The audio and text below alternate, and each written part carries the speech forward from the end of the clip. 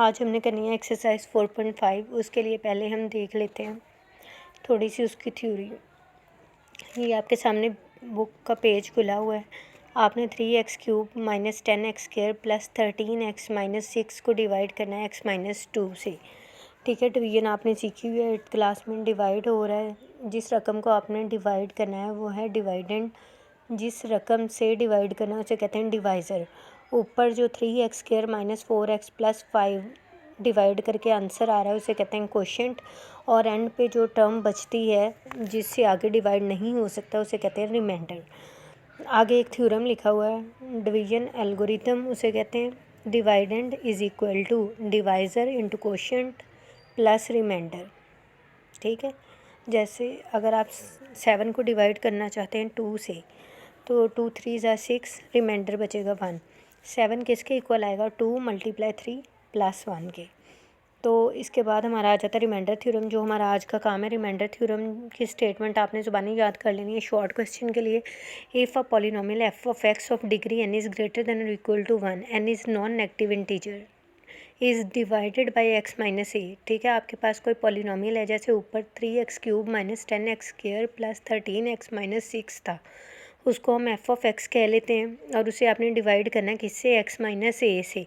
यानी कोई लीनियर आपके पास पॉलिनोमियल है जिसकी डिग्री 1 है। Till no x term exist.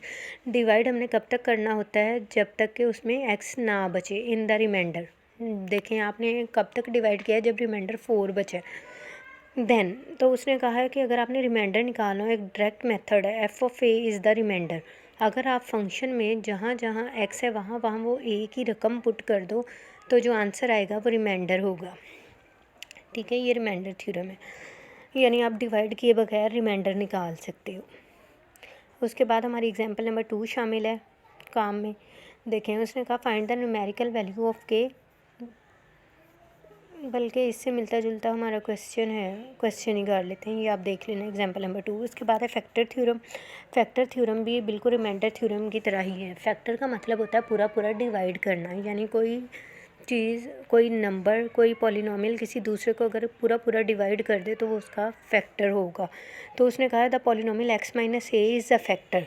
x minus A पूरा पूरा डिवाइड करता है of the polynomial F of X को इफ़ एंड ओनली अगर F of A is equal to 0, यानी रिमाइंडर एफ ऑफ ए पिछले थ्योरम में क्या था? रिमाइंडर। अगर रिमाइंडर 0 आ जाए तो वो जो डिवाइड कर रहा होता है डिवाइज़र, वो उसका फैक्टर होगा डिवाइडेंड का। यहाँ तक आपने ये थ्योरम कर लेना। ठीक है जी। इसके बाद आपके सामने एक्सरसाइज दी हुई है। एक्सरसाइज में हमारे पास सारे क्वेश्चन शामिल नहीं हैं। एक्सरसाइज के बाद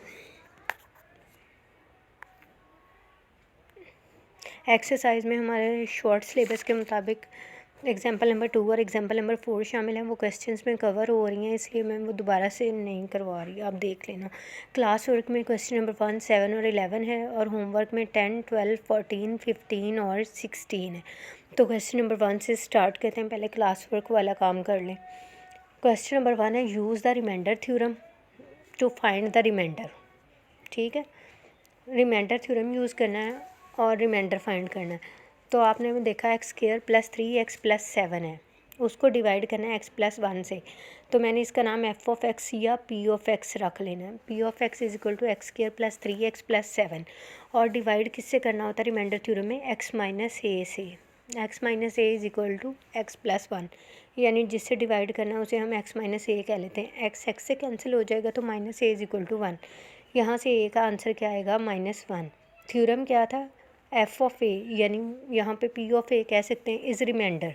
तो आपने जहाँ जहाँ पी के अंदर एक्स है वहाँ वहाँ ए की रकम पुट कर देनी है। पी इंटू -1, -1 पुट करके आपके पास आया है आंसर 5, तो रिमाइंडर बचना था 5। उसके बाद जो अगला काम है हमारा क्वेश्चन नंबर 7, वो है factor theorem. Use the factor theorem to determine if the first polynomial is a factor of the second polynomial, कि क्या वो उसको पूरा पूरा डिवाइड करता है। तो आपने इसी तरह इस पे रिमाइंडर थ्योरम की तरह फैक्टर थ्योरम लगा देना। अगर आंसर 0 आ गया तो वो फैक्टर होगा, अगर आंसर 0 ना आया तो वो फैक्टर नहीं होगा। क्वेश्चन नंबर 7 देखें। जो बड़ी पॉलिनोमियल थी उसका नाम मैंने PW रख लिया और उसको डिवाइड किससे करना है? W प्लस 2 से, यानी W माइनस ए से। यहाँ से ए का आंसर क्या आएगा -2, आपने पॉलिनोमियल के अंदर पुट करना, आंसर आया 3। तो इट मीन्स के omega plus 2 is not a factor of 2 omega cube plus omega square -4 omega plus 7। अगर आंसर 0 आ जाता तो उसने फैक्टर होना था। उसके बाद क्वेश्चन नंबर 11 था हमारा होमवर्क का। आपके पास पॉलिनोमियल दी हुई है, इज़ डिवाइडेड बाय x-2। अगर मैं उसको उसने कहा डिवाइड करूँ x-2 से तो रिमाइंडर आना है 14। मैं इस पर रिमाइंडर थ्योरम लगा सकती हूँ और मैंने find the value of k करनी है। तो मैंने सबसे पहले पॉलिनोमियल का नाम रख लिया x³ + 2x² + k x + 4 = p of x। और x - a से डिवाइड करना होता है। x - a की जगह क्या है x-2, x से कैंसिल, -a = -2, यानी a = 2। जहाँ जहाँ पॉलिनोमियल में a है वहाँ वहाँ 2 पुट कर लें। तो मेरे पास आंसर आ रहा है, आपने पढ़ा हुआ है तो जो आंसर आता है वो रिमाइंडर होता है। आंसर आ रहा है 20 + 2k, लेकिन उसने क्वेश्चन में क्या दिया हुआ है कि रिमाइंडर का एग्जैक्ट आंसर 14 है। तो मैंने अपने रिमाइंडर को = 14 पुट कर लिया और यहाँ से k का आंसर निकाल लिया है। ठीक है। क्वेश्चन नंबर 10 सेम इसी तरह था जैसे क्वेश्चन नंबर 11 है, वो आपके होमवर्क में शामिल है। उसके बाद आ जाएंगे क्वेश्चन नंबर 12 और 14 पे। 12 आ जाएं, use synthetic division. Synthetic division करनी है to show that the solution of the polynomial. और अच्छा जी, आपको जो सामने x = 2 दिया, आपने शो करना है कि इसका सोल्यूशन है। सोल्यूशन मीन उसको सेटिस्फाइड करता है। यानी अगर मैं सिंथेटिक डिवीजन स्टार्ट करूं, सबसे पहले आपने कोफिशिएंट्स पूरे करने हैं। x³, फिर होता है x², वो नहीं था उसके साथ 0 लगा लिया, फिर x और फिर कांस्टेंट। अब इनके कोफिशिएंट आपने एक लाइन में लिख लेने हैं। x³ के साथ 1 है, x² के साथ 0 है, x के साथ -7 है और कांस्टेंट 6 है। और आपको दिया हुआ x = 2, उससे डिवाइड करना है। सिंथेटिक डिवीजन के लिए सबसे पहले 1 के नीचे लगाओगे 0 और उनको ऐड कर लोगे। 1 + 0 आंसर आएगा 1। अब 2 को जो लाइन से नीचे 1 आ रहा है उससे मल्टीप्लाई कर दें, आंसर आना था 2। नेक्स्ट स्टेप में हमने 2 लिख दिया। अब 0 + 2, ऊपर वाली दोनों लाइंस को प्लस करते जाना है और नीचे वाली से मल्टीप्लाई करना है, आंसर आ जाएगा 2। अब 2 को 2 से मल्टीप्लाई किया, आंसर आया 4। फिर -7 के अंदर 4 को प्लस कर दिया, आंसर आएगा -3। अब 2 को -3 से मल्टीप्लाई किया तो आंसर आया -6, आखिरी आंसर आया 0। यानी अगर रिमाइंडर 0 आ गया तो वो उसको पूरा पूरा डिवाइड करता है, सॉल्यूशन है। ठीक है। अब मेरे पास बचा 1, 2 और -3। एक पावर कम हो जाएगी क्योंकि एक सोल्यूशन निकाला हुआ है x = 2।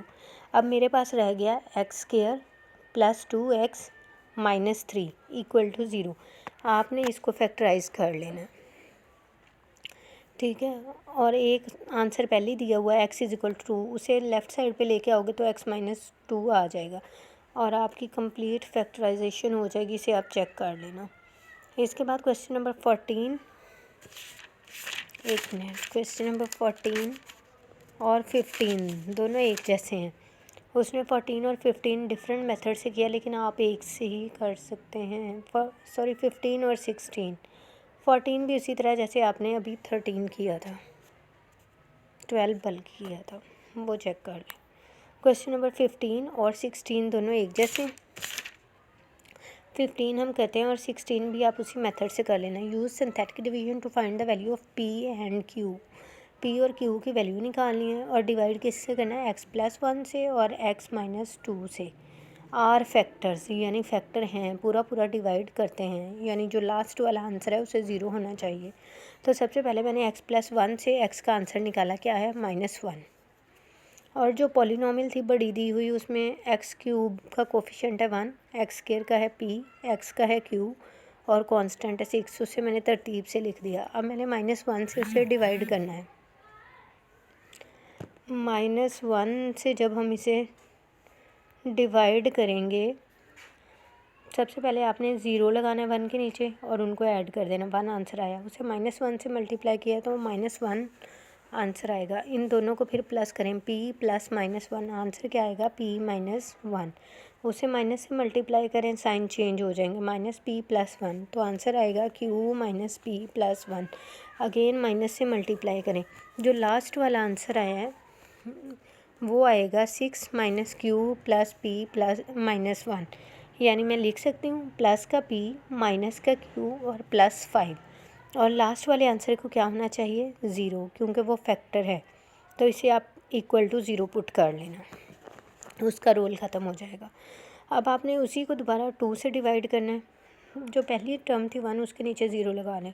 1 प्लस 0 आंसर आया 1, उसे 2 से मल्टीप्लाई कर दिया, 2 1 ज़ार 2, p माइनस 1 प्लस 2 आंसर आएगा p प्लस 1, फिर उसे 2 से मल्टीप्लाई किया, 2p प्लस 2 आ जाएगा, और अंदर जाके उसे ऊपर प्लस कर दिया। तो आपके पास आंसर आएगा सॉल्व करके p plus Q plus 3, p plus Q plus 3, और यहाँ से ही हमने इसे 0 के इक्वल पुट कर लेना, क्योंकि ये भी फैक्टर है, अगले में लेके नहीं जाना, क्योंकि वो पहले से ही हमने 0 के इक्वल पुट किया हुआ है। आगे चेक करें, तो मेरे पास दो जो इक्वेशंस बनी, एक है p माइनस क्यू प्लस 5, एक है p प्लस क्यू प्लस 3। इन दोनों को अगर मैं ऐड कर लूँ तो मेरे पास आ जाएगा 2p प्लस 8 इक्वल टू 0। यहाँ से p का आंसर आएगा -4, उसे किसी भी एक में पुट कर लो, आपका q का आंसर आ जाएगा। क्वेश्चन नंबर 16 को भी इसी मेथड से हल कर लें, उसने किसी और मेथड से किया है, लेकिन यही मेथड अप्लाई हो जाएगा। अगर समझ आ गई है तो ठीक है, कोई प्रॉब्लम है तो फिर आप इसे दोबारा से पूछ सकते हैं।